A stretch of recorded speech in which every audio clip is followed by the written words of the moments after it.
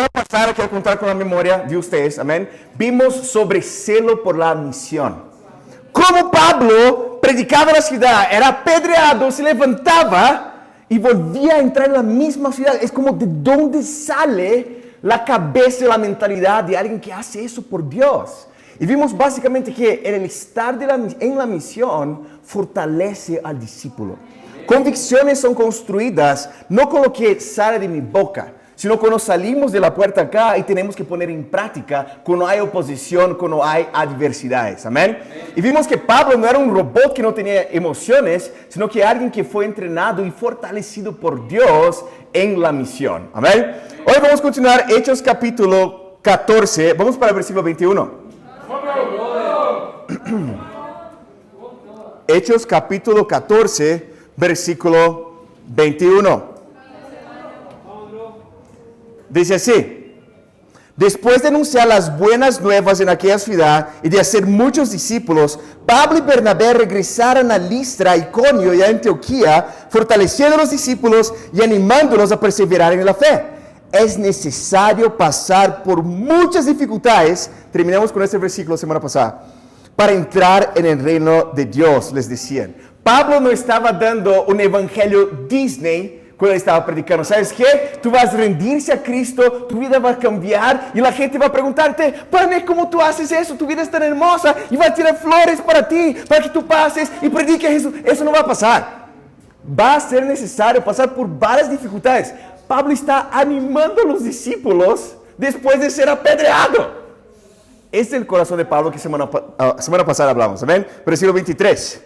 En cada iglesia nombraban ancianos y con oración y ayuno los encomendaban al Señor en quien habían creído. Ojo, quien elegía el líder de la iglesia no eran los ancianos locales, sino Pablo estaba nombrando los ancianos locales de esas iglesias. Versículo 24. Atravesando Pisidia llegaron a Panfilia, y cuando terminaron de predicar la palabra en Perge bajaron a Atalía. Varios nombres chéveres ahí, amén. De Atalía navegaron a Antioquía, donde se los había encomendado a la gracia de Dios para la obra que habían realizado. Cuando llegaron, reunieron a la iglesia e informaron todo lo que Dios había hecho por medio de ellos. Fue el momento GNN de Pablo y de Bernabé en ese momento, ¿amén? Y de cómo había abierto la puerta de la fe a los gentiles. Y se quedaron ahí mucho tiempo con los discípulos. Recordemos lo que está pasando acá. Ellos estaban regresando del viaje misionero en Panfilia, en Listra, Derbe, y estaban en Antioquía. Antioquía era la base misionera de Pablo. Vamos a hablar mucho sobre Antioquía el día de hoy, amén. Recordemos eso, está un poquito al norte de Jerusalén. Me gustaría tener un mapa, próxima vez, Cyber me ayuda con eso, amén. Capítulo 15, versículo 1. El título de la prédica de hoy, hermanos, es Avanzando el reino de Dios contra viento y marea, parte 2. Avanzando el reino de Dios contra viento y marea, parte 2.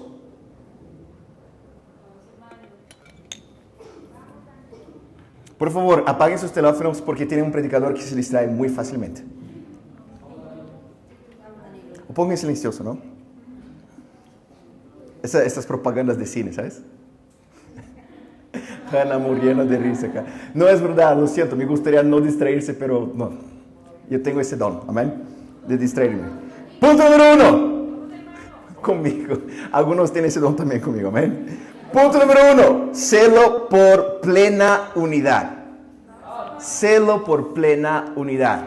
Ya hablamos 2 prédicas atrás. Celo por la verdad. Vimos celo por la misión. Punto número 1. Celo por plena unidad. Que es diferente de unidad nomás, amén. ¿Está conmigo, hermano? Capítulo 15, versículo 1.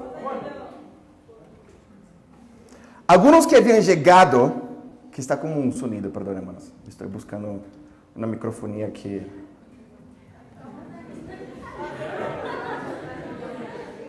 ¿Aló? Ah, paró. Ahora sí, perdón. Capítulo 15, versículo 1. Abran sus Biblias conmigo, por favor. Dice así: algunos que habían llegado de Judea a Antioquía se pusieron a enseñar a los hermanos: a menos que ustedes se circunciden, conforme a la tradición de Moisés, no pueden ser salvos. Problemas. Recordemos que ya vimos un caso parecido acá. no con el mismo tema, sino que problemas en la iglesia en Hechos capítulo 6. Estaba creciendo el número de discípulos, y cuando crece el número de discípulos, ¿qué crece también? Problemas. Ah, pero el reino de Dios no es perfecto. No, porque tú estás en él y yo también. Pero vimos que como ellos solucionaron con Dios los problemas, crecía aún más el número de discípulos después. Amén. Bueno, había problemas acá que estaban enseñando esto. Versículo 2. Esto provocó un altercado y un serio debate de Pablo y Bernabé con ellos. Entonces se decidió que Pablo y Bernabé y algunos otros creyentes subieran a Jerusalén. Subieran porque está en altura. Jerusalén está en altura. Subieron a Jerusalén para tratar ese asunto con los apóstoles y los ancianos. Ojo. La decisión no fue tomada localmente, ¿sabes qué? Vamos a lidiar con eso. Pablo estaba no. Tenemos que estar unidos en todos los lugares. Vamos a enviar delegación allá. Vamos a tomar decisión para que eso sea ya de hecho de una resuelto en todos los lugares. Versículo 3. Enviados por la iglesia al pasar por Fenicia y Samaria, contaron cómo se habían convertido los gentiles. Estas noticias llenaron de alegría a todos los creyentes. Al llegar a Jerusalén, fueron muy bien recibidos tanto por la iglesia como por los apóstoles y los ancianos, a quienes informaron, una vez más Genene, de todo lo que Dios había hecho por medio de ellos. Entonces intervinieron algunos creyentes, mira qué curioso eso, que pertenecían a la secta de los fariseos. No entiendo, fariseos no eran los religiosos hipócritas de Jesús. No. Muchos de los fariseos eran religiosos hipócritas. A veces conectamos fariseos con hipocresía. Y había muchos que eran hipócritas. Jesús les llama varias veces hipócritas a lo largo de su evangelio. Pero fariseos simplemente era una división dentro del grupo de los líderes judíos. Así como hoy en cristianismo hay protestantismo, catolicismo. Dentro del judaísmo había los fariseos, los saduceos, los celotes. Había divisiones. Pero varios de esos fariseos se convirtieron en discípulos de Jesús. Pero estaban trayendo algo de su trasfondo, su carga del pasado y quieren imponer a otras personas. Y ellos decían, es necesario circuncidar a los gentiles y exigirles que obedezcan la ley de Moisés. Los apóstoles o los ancianos se reunieron para examinar ese asunto. Después de una larga discusión, Pedro tomó la palabra. Hermanos, ustedes saben que desde un principio Dios me escogió de entre ustedes para que por mi boca los gentiles oyeran el mensaje del evangelio y creyeran. Ya vimos esto en principios básicos, Hechos capítulo 10, en la historia de Cornelio. Amén. Versículo 8. Dios, que conoce el corazón humano, mostró que los aceptaba dándoles el Espíritu Santo, lo mismo que a nosotros, sin hacer distinción alguna entre nosotros y ellos. Purificó sus corazones por la fe. Entonces, ¿por qué tratan ahora de provocar a Dios poniendo sobre el cuello de sus discípulos un yugo que ni nosotros ni nuestros antepasados hemos podido soportar? No puede ser. Más bien, como ellos, creemos que somos salvos por la gracia de nuestro Señor Jesús. Toda la asamblea guardó silencio para escuchar a Bernabé y a Pablo, que les contaron una vez más las señales y prodigios que Dios había hecho por medio de ellos entre los gentiles. Vamos a parar acá. ¿Qué estaba pasando acá? Problemas. Había varios discípulos en Jerusalén que en el inicio del capítulo estaba hablando que fueran a Samaria, que era un lugar que varios discípulos estaban ahí, que era un trasfondo gentil se dice, ¿no? Que no era judío. Y estaban diciendo, ustedes están circuncidados también y obedecen toda la ley de Moisés. Ellos se van a Jerusalén. Pedro empieza a hablar. Hay los apóstoles ahí, varios líderes ancianos de la iglesia. Pedro empieza a hablar una vez más, ya lo que habló, y ya vimos también en capítulo 11. Todo lo que pasó y cómo Dios abrió también el reino de Dios para los gentiles. Pablo y Bernabé, que ya completaron su primer viaje misionero, cuentan todas las maravillas que Dios estaba haciendo por medio del ministerio de ellos. Pero curiosamente, alguien se levanta para tomar la palabra y tomar una decisión. Versículo 13, perdón. ¿Está conmigo? Dice así, cuando terminaron, Jacobo tomó la palabra y dijo, hermanos, escúcheme. Simón, hablando de Pedro, nos ha expuesto como Dios desde el principio tuvo el bien escoger de entre los gentiles un pueblo para honra de su nombre. Con esto concuerdo las palabras de los profetas, tal como está escrito. Después de esto volveré y reedificaré la choza caída de David. Reedificaré sus ruinas y la restauraré, para que busque al Señor el resto de la humanidad. Gracias a Dios por eso. Todas las naciones que llevan mi nombre. Así dice el Señor que hace esas cosas conocidas desde tiempos antiguos. Por lo tanto, yo considero, y me gusta la Reina Valera que dice, yo juzgo, yo decido que debemos dejar de ponerles trabas a los gentiles que se convierten a Dios. Más bien, debemos escribirles que se abstengan de lo contaminado por los ídolos, la inmoralidad sexual, de la carne de animales estrangulados y de sangre. En efecto, desde tiempos antiguos, Moisés siempre ha tenido en cada ciudad quien lo predique y lo lee en las sinagogas todos los sábados. Entonces los apóstoles y los ancianos de común acuerdo estaban unidos en eso. Con toda la iglesia decidieron escoger a algunos de ellos y enviaron a Antioquía con Pablo y Bernabé. Escogieron a Judas llamado Barsabás y a Silas, que tenía buena reputación entre los hermanos. Con ellos mandaron la siguiente carta: los apóstoles y los ancianos, a nuestros hermanos gentiles en Antioquía, Siria y Cilicia. Saludos. Nos hemos enterado de que algunos de nuestros, sin nuestra autorización, y empieza a hablar toda la carta, la decisión de ellos, pero sin nuestra autorización, implicando que debería haber autorización. ¿Cuál es el principio que quiero rescatar acá? Después que Pedro presenta todo lo que Dios había hecho por medio de él entre los gentiles, después de que Pablo y Bernabé presentó todo lo que Dios había hecho por medio de ellos entre los gentiles, Jacobo toma la decisión final. Jacobo, el medio hermano de Jesús. Y sí, Jesús tenía medio hermanos. María era casada con José. Casi dije Moisés, ¿no? María era casada con José y después de tener miraculosamente a Jesús, tuvo otros hijos. María no fue perpetuamente virgen, amén. Pero eso es otra prédica. Pero el principio que el Jacobo, de acuerdo con Gálatas capítulo 1, versículo 4, medio hermano de Jesús, él se levanta y con argumentos de Pedro, de Pablo, pero con escrituras, toma la decisión final. ¿Cuál es el principio? Había un líder. ¿Por qué? Para que el grupo pudiera estar unidos, ellos nos liberaron. ¿Sabes qué? Vamos a hacer una votación. Los que quieran circuncidados, levanten la mano. Eso no es la democracia de Dios. Ese es el reino de Dios. Y Dios utiliza, sí, líderes para hacer la voluntad de Dios con base en las escrituras. ¿Cuál es el principio por detrás de eso, hermanos? Es muy importante eso. No existe en la Biblia, como un relato positivo, autonomía. No es que Pablo estaba en Antioquía, ¿sabes qué? Vamos a tomar esta decisión. No, tenemos que estar unidos. Vamos para Jerusalén, decidamos eso, y después regresamos acá y a todas las iglesias para que estemos unidos en vida y doctrina.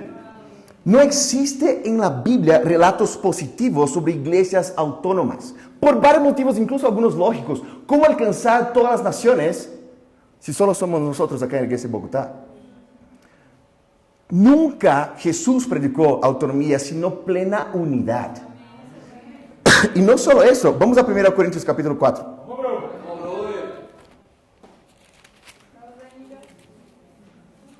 Acá en 1 Corintios capítulo 4, recuerden ahí en Hechos 18, ¿quién plantó Corinto?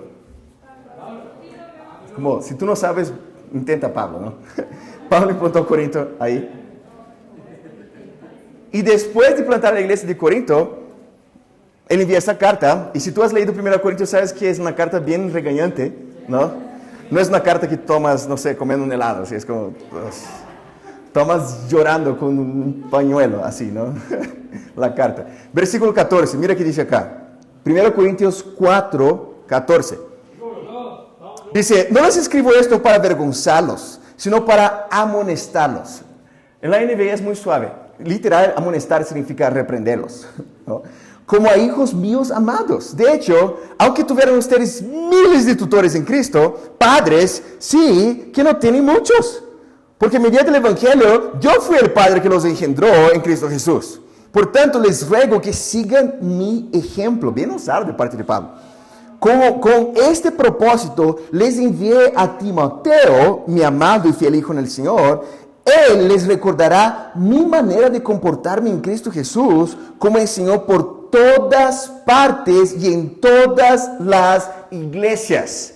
Había unidad en que Pablo estaba enseñando y que los discípulos estaban enseñando en todas las partes y en todas las iglesias. Pablo estaba aquí, ¿sabes qué? Hay temas en la iglesia de Corinto. Corintios, por favor, hagan una votación ahí en el final del servicio, las comiditas, para elegir un nuevo líder entre ustedes. No, Pablo estaba, ¿sabes qué? Yo implanté la iglesia entre ustedes y por eso, para que haya plena unidad, yo estoy enviando a mi hijo en la fe, Timoteo, para que él pueda enseñar para ustedes lo que es enseñado en todas las partes y en todas las iglesias. No había autonomía en la iglesia de Corinto. Pablo estaba enseñando eso en todas partes y en todas las iglesias. ¿Saben qué es muy curioso, hermanos?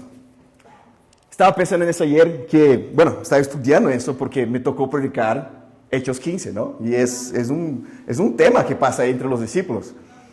A lo largo de la historia del pueblo israelita, cuando el pueblo estaba firme y fino y fiel con Dios y no había líder.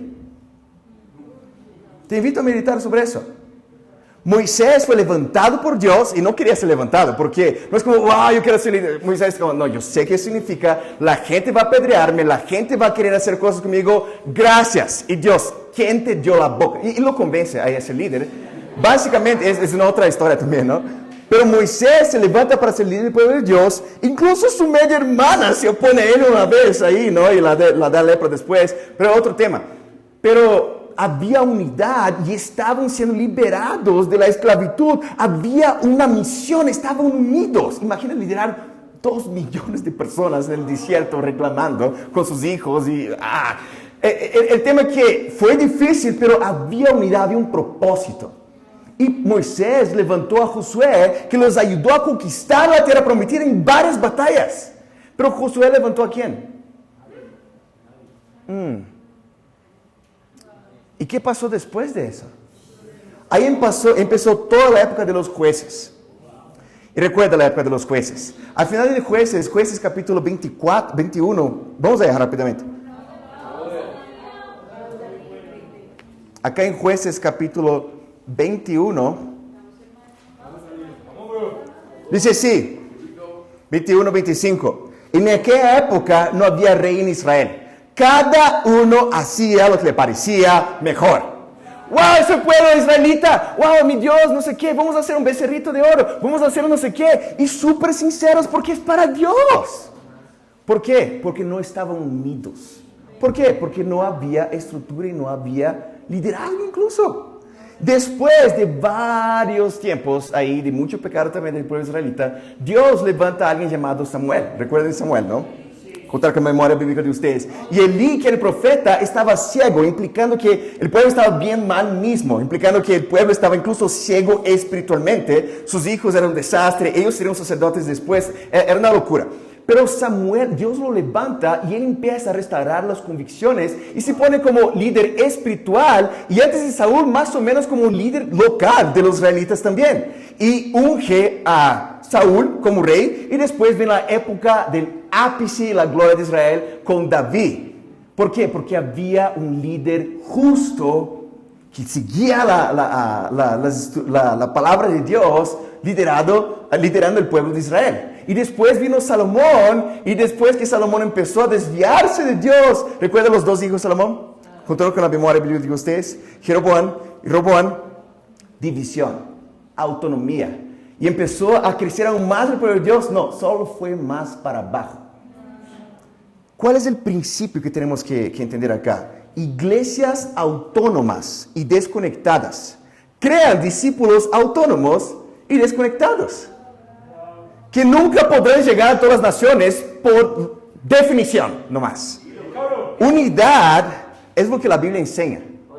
Autonomía no es un tema de opinión, es una doctrina falsa. En Juan 17, vamos a ver rápidamente.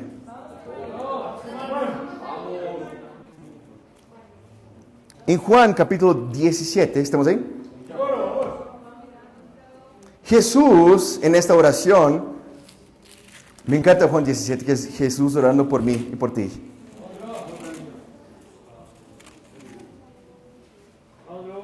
¿Estamos ahí? Juan 17. ¿Mara una agüita? Bueno, versículo 1, hasta el versículo 5, Jesús está orando por él para que Dios le dé fuerza. Del versículo 6 hasta el versículo 19 está orando por los suyos, los discípulos directos de él. Y mira que él dice acá en versículo 11.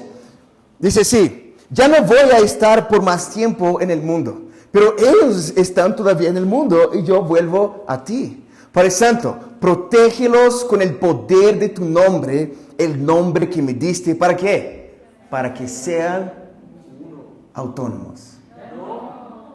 Yo no consigo ver eso acá. Para que sean unos. Versículo 20, Jesús ora por los demás. Versículo 20 dice: no ruego solo por estos, ruego también por los que han de creer en mí por el mensaje de ellos, para que todos sean autónomos. No es el apelo de Cristo en toda oración es que para que sean ¿qué? Uno. Versículo 22, yo les he dado la gloria que me diste para que sean uno, así como nosotros somos uno. Yo en ellos y tú en mí. Permite que alcancen la perfección y la unidad. Yo quiero hacer un ejercicio práctico con ustedes acá. Borren el título, punto número 1, plena unidad. Jesús no quiere plena unidad. Jesús quiere perfecta unidad. Lo que Cristo podría orar en esta oración antes de morir por nosotros, Jesús oró, ¿sabes qué? Para que sean solo uno. Así como yo en ti y tú en mí, que ellos lleguen a perfecta unidad. Unidad, hermanos, no es algo orgánico. Es algo como, wow, no hice nada y somos completamente unidos. Va a la República de los Hermanos para ver plena unidad. Si no hay las reuniones semanales para hablar del corazón, pedir perdón, ver escrituras, unidad es como entropía. Eso no pasa naturalmente. Tende al desorden a las cosas. Perdón por la referencia física. ¿Vale? El principio que dentro de la misma casa, solo entre esposo y esposa, no es natural plena unidad. Eso necesita ser construido y después de construido, mantenido con mucha oración y escrituras que nos guían para estar unidos. El agrupamiento más pequeño de todos, que es un matrimonio. Dios instituye un líder. No porque es el más bonito, definitivamente no.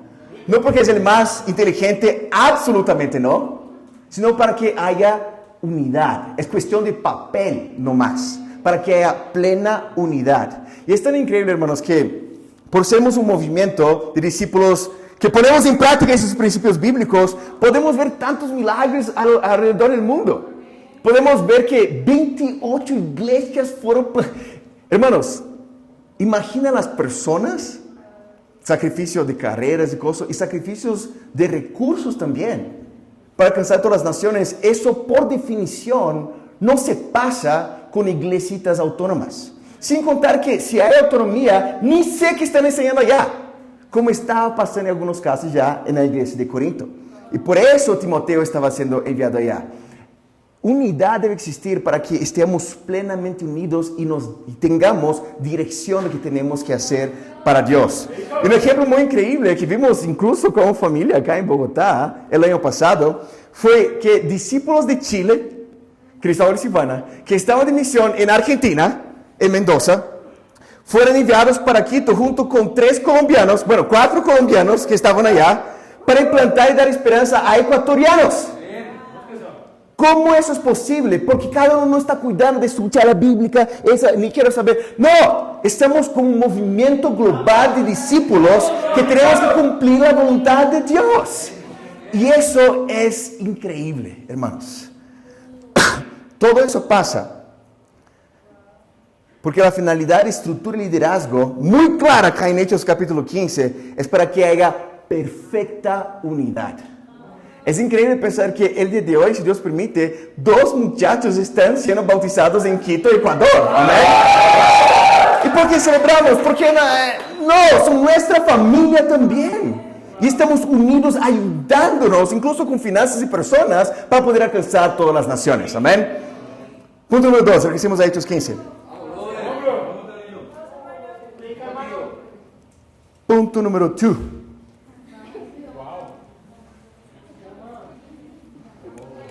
Somos internacionales, ¿no?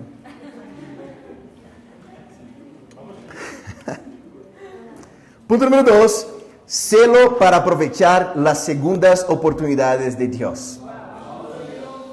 Entre comillas, segunda oportunidad, porque segunda es una, ¿no? Pero son varias que Dios nos da. Hechos capítulo 15. Amén. Qué bueno que ustedes entienden mis chistes. O se esfuerzan.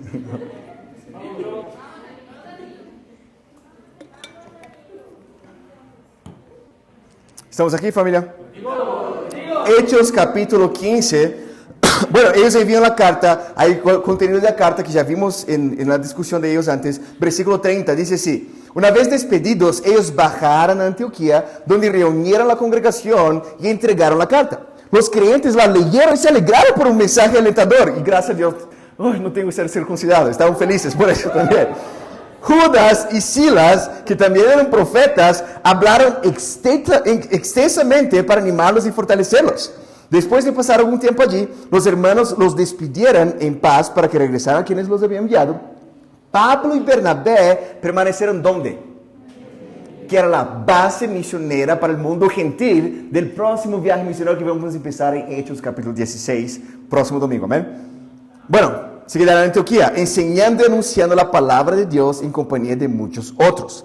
Algún tiempo después de un tiempo ahí en Antioquía, haciendo discípulos, entrenando y madurando a los que estaban ahí, Pablo le dijo a Bernabé: pues vamos a visitar a los creyentes en todas las ciudades en donde hemos anunciado la palabra del Señor y veamos cómo están. Pablo omite toda la parte que fue apedreado también, pero vamos a visitar a los hermanos.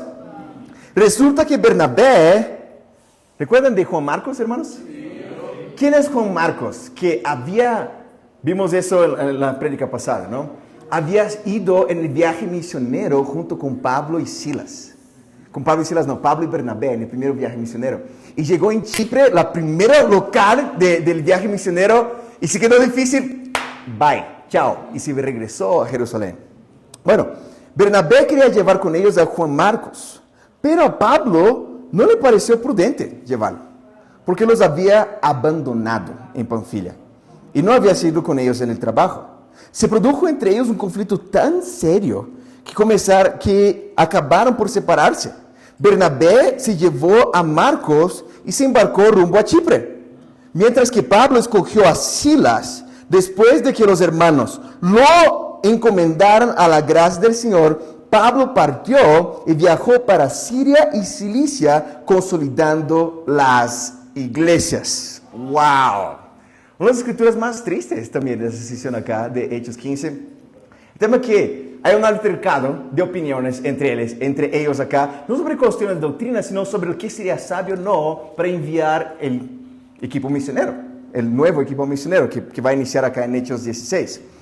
Pablo, Bernabé, vamos visitar las iglesias, y Bernabé, definitivamente, Juan Marcos. Y Pablo, no. Eso no es sabio.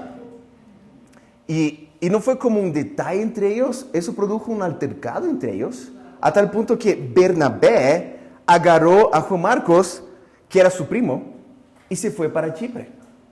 Y Pablo, encomendado por los hermanos, agarró a Silas y fue para el segundo viaje misionero. Muchos pueden quedar pensando, wow, pero ¿quién estaba correcto? ¿Quién estaba actuando bien acá? ¿Bernabé por aún tener visión por Juan Marcos? ¿O Pablo, que no quería contar con alguien que tenía que estar ahí levantando durante el viaje misionero y teniendo que avanzar el reino de Dios? Bueno, hay varias cosas para considerar. Bernabé fue con Juan Marcos para Chipre. Y Bernabé era de Chipre. Él básicamente regresó a su hogar. Y que, bueno, ni siempre es fácil evangelizar a los suyos, ¿no? Pero era un lugar que él era de ahí nomás. Bernabé era su primo. O sea, él fue para casa después de un desacuerdo y no fue para la misión. Y Pablo fue encomendado por los hermanos con la gracia del Señor. ¿Cuál es el principio acá? ¿Quién era Juan Marcos? Recordemos de quién era Juan Marcos, que hablamos bastante. Era el muchacho estrella, el discípulo inspiración de Jerusalén. El hijo de la fe de Pedro. Y que había caminado incluso con Cristo en la situación del jardín, salió corriendo desnudo, que vimos semana pasada también. Él había caminado con Jesús también, aunque no era de los apóstoles, pero que todos tenían mucha visión por él, pero que embarró. Sí se embarró, ¿no? Está bien hablar de embarró, ¿no? Yo consulté consultores para hablar esa palabra, ¿ven? No sé si los adecuados, pero fue consultado. Pero, ¿cuál es el principio acá? ¿Ya has fallado tú alguna vez en tu vida? Y no antes de ser discípulo. Antes de ser discípulo, Danilo, quiero abrir mi corazón. No quiero hablar de tú antes de ser discípulo. Claro que tú embaraste antes de ser discípulo. Por definición. Solo porque no eras discípulo ya embaraste. Pero como discípulo, quiero preguntarte, ¿ya has embarrado? ¿Ya has fallado con algo en tu trabajo? ¿En la U? Varios llorando ahora, ¿no?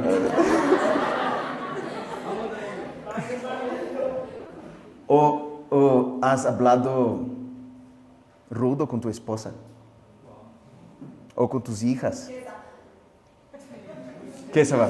Nunca. Never. ¿O con algún hermano? Con tu pureza, con tu integridad, con tu honestidad. ¿Cuál es el principio acá? Si tú has embarrado, tú puedes compadecerse de Juan Marcos, que él falló. Lo bueno es que la historia termina bien. Vamos a 2 Timoteo capítulo 4.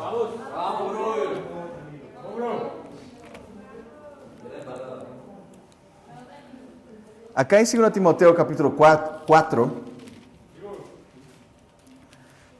a ver, otro chocorramo para quien acierta eso, dado por Andrés. ¿En qué fue escrito 2 Timoteo? ¿60 qué? No, perdió. No, puede ser, ¿no? Nunca es exacta esas fechas.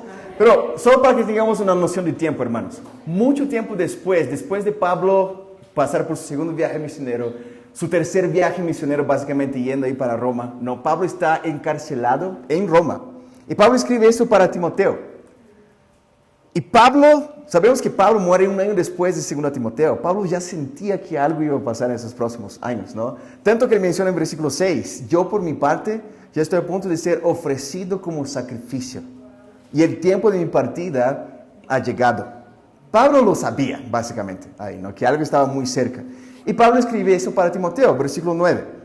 Haz todo lo posible para venir a verme, cuanto antes, pues Demas, por amor a este mundo, me ha abandonado y se ha ido a Tesalónica. Crescente se ha ido a Galacia y Tito a Dalmacia. Wow, pero aquí un predicador, Demas, él cae de la fe. Es posible que discípulos predicadores caen de la fe. Y hermano, yo no sé qué Biblia estás leyendo si tú piensas así. Pablo había entrenado a esos muchachos, estaban, ¿sabes qué? Demas me abandonó. Quizás salió un empleo muy fino ahí para ir a Tesalónica y él abandonó la misión.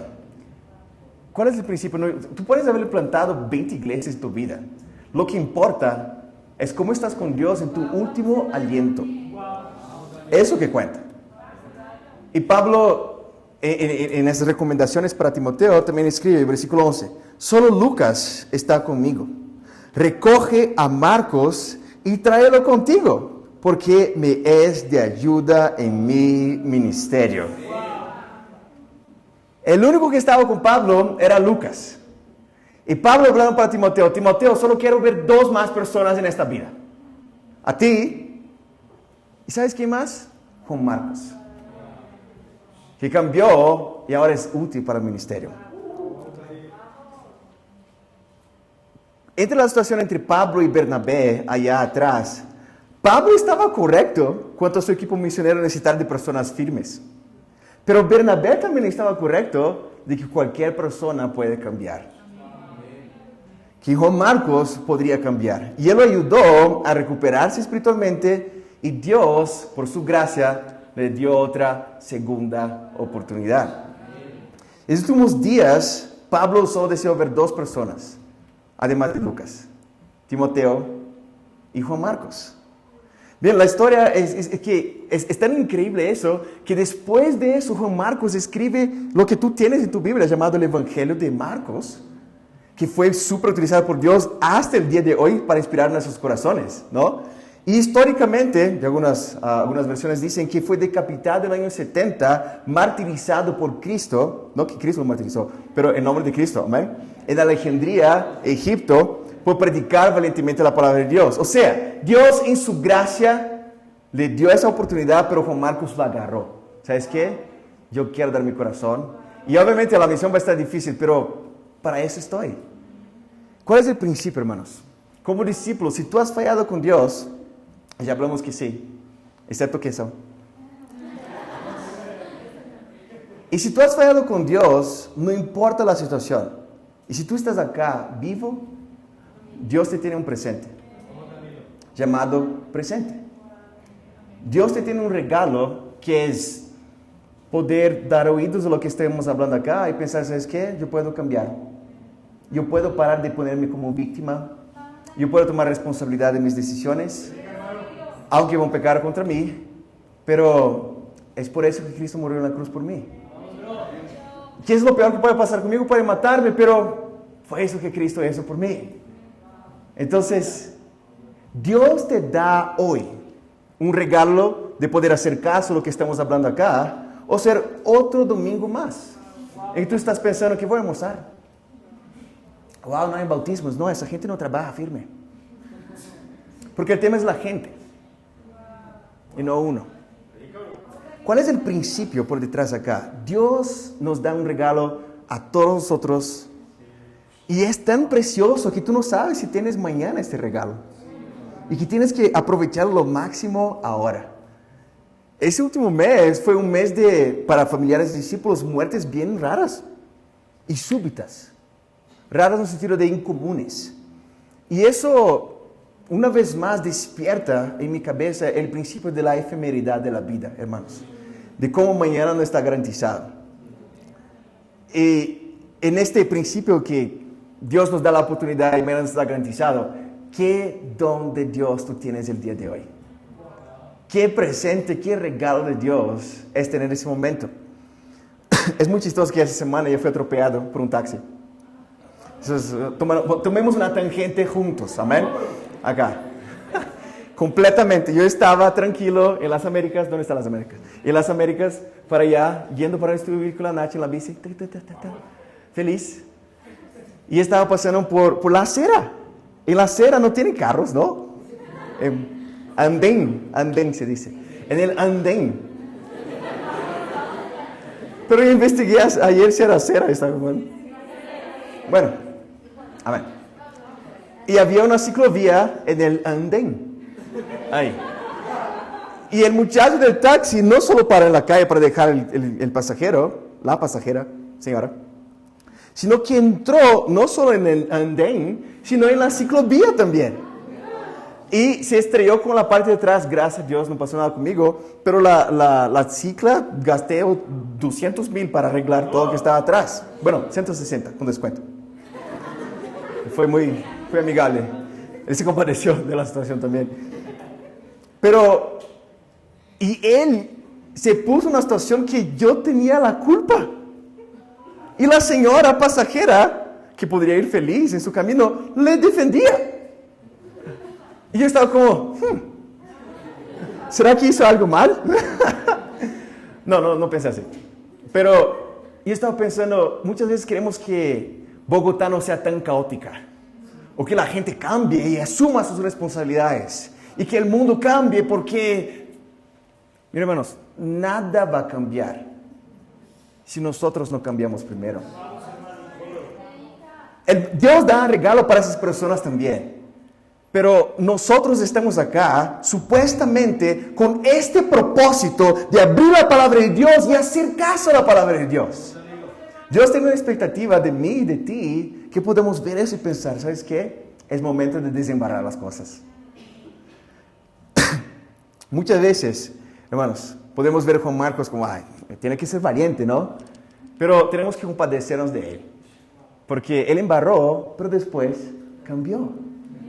Una vez escuché una prédica de Raúl, líder de la iglesia de México, y la premisa de la prédica era, el mejor talento que una persona puede tener no es artístico, no es matemático, no es de hermosura, es la capacidad de cambiar. Y era todo un estudio bíblico sobre la vida de Naamán, el sirio que estaba todo enleprado, ¿recuerdan? Junto a la memoria bíblica de ustedes. Pero que él hizo caso a sus siervos. ¿Sabes qué? Yo voy a ser humilde y voy a hacer tal cual el profeta me dijo. Y con eso tuvo sanación. ¿Cuál es el principio, hermanos? Dios me da a mí y a ti la capacidad y el regalo de poder hacer caso a la palabra de Dios e imitar a Juan Marcos, que embarró, pero se levantó. Quiero terminar con Salmo 32, hermanos. Es un salmo muy chévere. Algo chistoso incluso. Y quizás invoque memoria de hermanos de otras iglesias. Versículo 9. Versículo 8. ¿Estamos ahí? Salmo 32, 8. Dice así: el Señor dice, yo te instruiré, yo te mostraré el camino. Es que Dios quiere mostrarte el camino que debes seguir. Yo te daré consejos y velaré por ti. Y esa es la oportunidad que cada mañana tenemos en nuestros tiempos con Dios, hermanos. Pero después dice, no seas como el mulo del caballo, que no tienen discernimiento y cuyo brío hay que domar con brida y freno para acercarse a ti.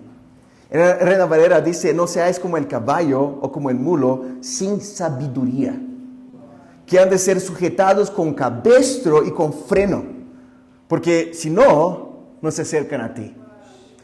Me encanta ese salmo por varios motivos, ¿no? Pero el principio de que el caballo y el mulo, yo soy del pueblo, ¿no? Allá en Brasil. Pero no es para adornar el caballo que pone eso en la cabeza de él. No sé si sabías, él podría estar más feliz en eso en la cabeza de él. Pero lo ponen con hierro en la boca, acá sí, para que él sienta cierta dolor. Cuando vaya para acá, para la derecha, no es como soy domado, voy para la derecha. No, no funciona así. Él siente dolor y para no seguir sintiendo dolor, él obedece.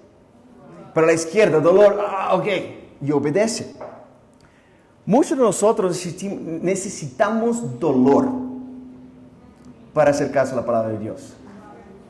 Dolor espiritual, dolor emocional, para después pensar, debería haber hecho caso al estudio bíblico que la hermana me dio. Y muchos ni llegan a ese punto y se van nomás.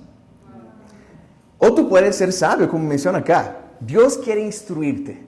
Dios quiere mostrarte el camino y darte consejos. Podemos ver la vida de Juan Pablo, iba a hablar, de Juan Pablo está acá, ¿no? De Juan Marcos, que también embarró, seguramente, porque todos embarramos, amén.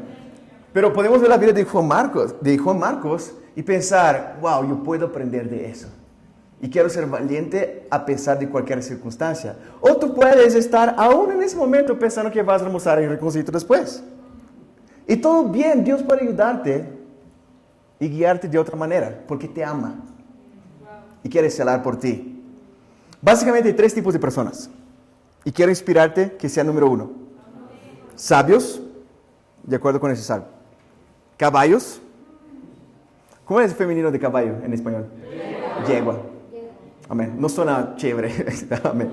Pero tú puedes ser sabio o sabia, caballo o caballa. Amén.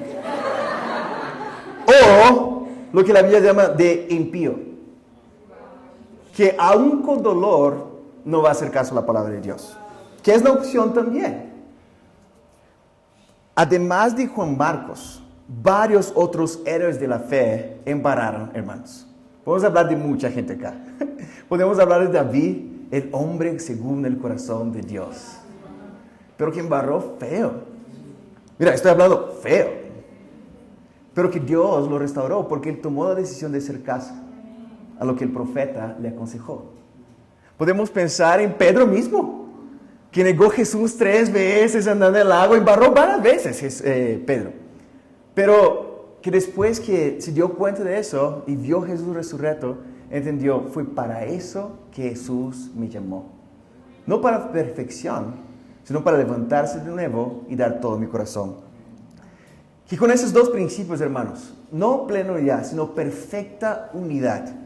Y entendiendo que Dios en ese momento tú tienes, principalmente si tú nos visitas, Dios te está dando un regalo increíble.